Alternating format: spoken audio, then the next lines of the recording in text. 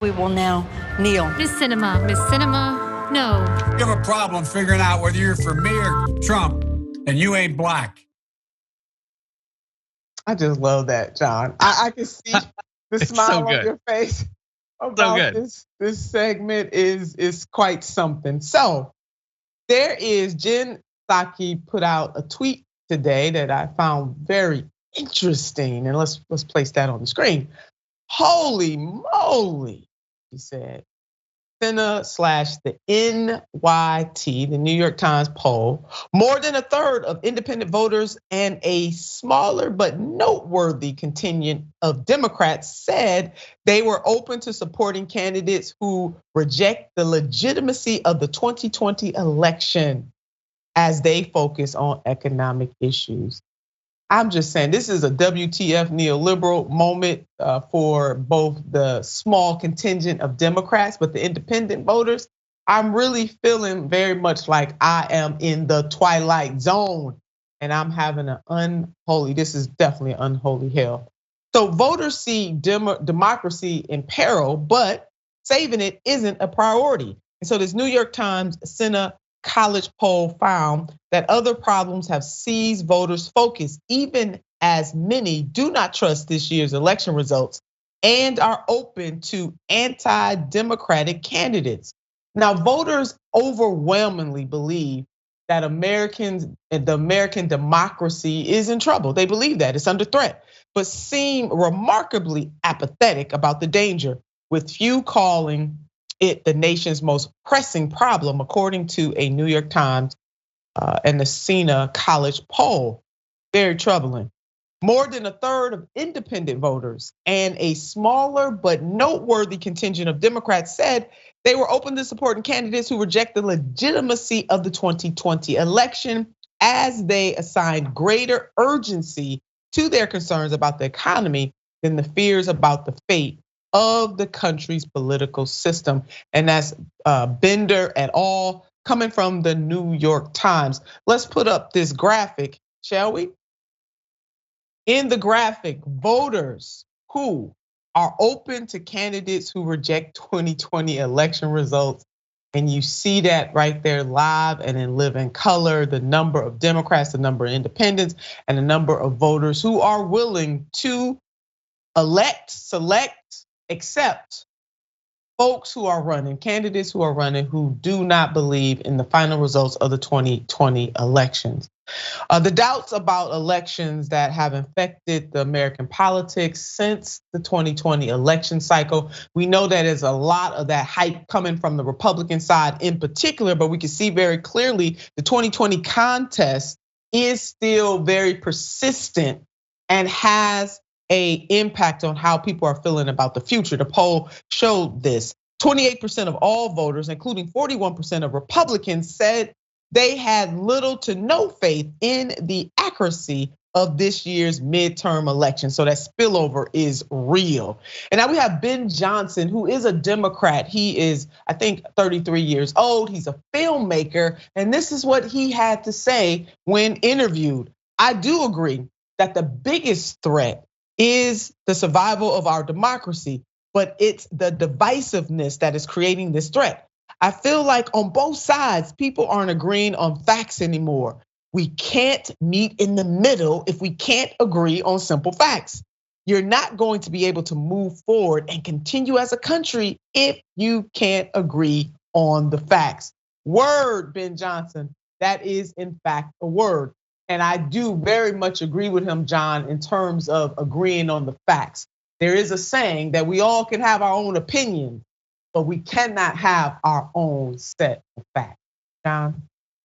I agree, although, and maybe he went into it in greater depth after that. It sounded like he was sort of saying that both sides share that problem. I mean, I guess if two sides can't agree, then it is a problem of both sides. But I don't know that both sides are equally contributing to the problem. I mean, if you believe that everyone that you disagree with politically is a satanic pedophile who literally cannibalizes children, and I disagree with that, technically we just are in a disagreement, but I feel like I'm on the right side of that. And I don't want to speak for him. I don't know that particular voter. I do agree at the end of the day that while I don't believe both sides share blame on which facts we don't agree on, that it is an issue that so many people just automatically assume that the election is going to be fraudulent in the complete absence of any evidence about that. And this is the sort of issue that really, I think, gets you coming and going. Like, I don't like either side of this. I don't like that people acknowledge that democracy is in threat, but don't actually prioritize defending it. But even more so, if you are going to ignore that to focus on something else, the idea that you would focus on the economy and come away from that focus believing that the Republicans have your best interests at heart, that is utter madness. And so I don't like any part of this. There it is, and there is an intersection, if you will, a connection between the angst or the anxiety that voters are feeling right now about the economy and who they elect.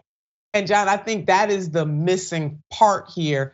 And you're right, I mean, his perspective of it does seem as though he's saying it's on both sides, but maybe, just maybe he means both sides in terms of just agreeing on the facts. That's what I hope he is saying, because the brunt of this is certainly on the Republican side, and they are the ones that have been very successful with this red herring in terms of convincing voters that somehow there's something wrong with the voting, the system itself.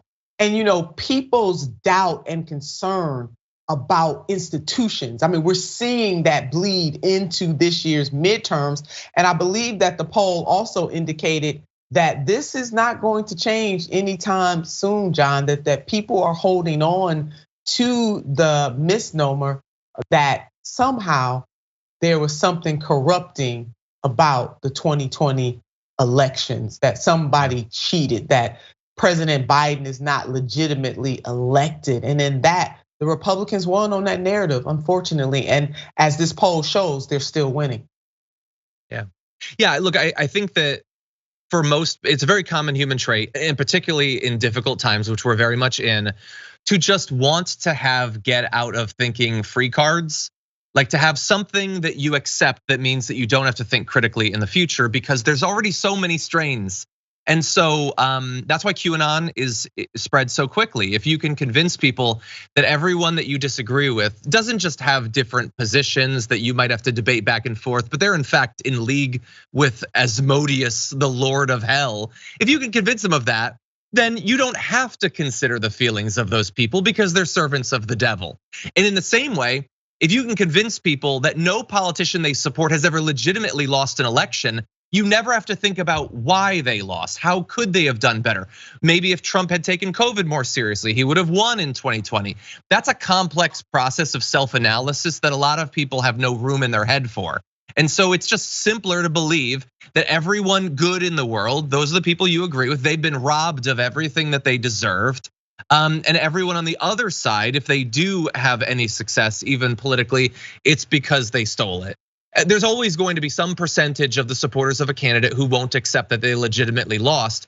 The thing about this that is different is that it's this, I think, critical mass, and that it is, as you pointed out, proved to be very durable. This isn't a thing where 5% of the base talked about it for a month. We're a year and a half in, and a significant portion of the country believes all this nonsense. That's right, it is enduring, and to see independent voters and some Democratic voters, it is very telling. And the Democrats have to definitely do a better job of fighting back and fighting hard against the lies and it's not even half truths. I mean, they just flat out lying, the Republicans are. And that's what they want to do. They want to shake people's faith in institution. That is their playbook. And for now, they are winning, John. And so we got to continue to push back on that. And we need elected folks, actively elected folks, to push back on this as well. They need to go ham on the Republicans with all these lies, because and the reason why this is a WTF neoliberal, because the Democrats and the independent voters, oh yeah, some Democrats, we got a problem.